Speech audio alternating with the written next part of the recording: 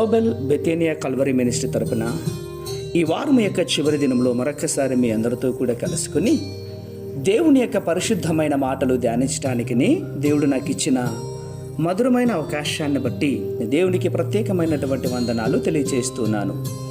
ఈరోజు కూడా పరిశుద్ధమైనటువంటి వేద గ్రంథంలో నుండి మరొక చక్కటి మాటను చదువుకుందాం.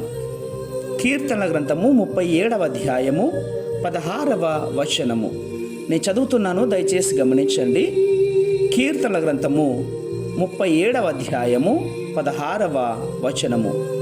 నీతిమంతునికి కలిగినది కొంచెమైనను బహుమంది భక్తిహీనులకున్న ధనము కంటే శ్రేష్టము.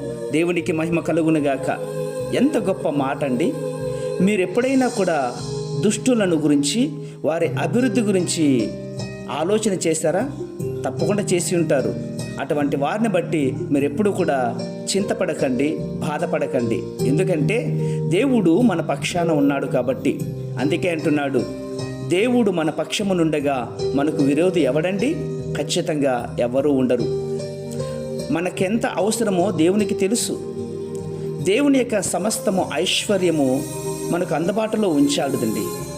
ఒక మంచి కుటుంబం లేనప్పుడు ఎన్ని కోట్లు ఖరీదు చేసే బంగళాలు, ఇండ్లు ఉంటే ఏం ప్రయోజనం చెప్పండి? మంచి విలువలు లేనప్పుడు బ్యాంక్ బ్యాలెన్స్ ఎంత ఉన్నా కూడా ఏ ప్రయోజనం ప్రియులారా?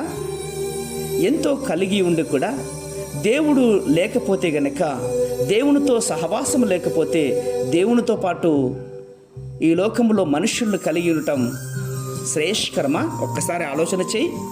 అవును ప్రియులారా, దేవునితో పాటు కొంచెం కలిగి ఉండడం ఎంతో శ్రేష్టం.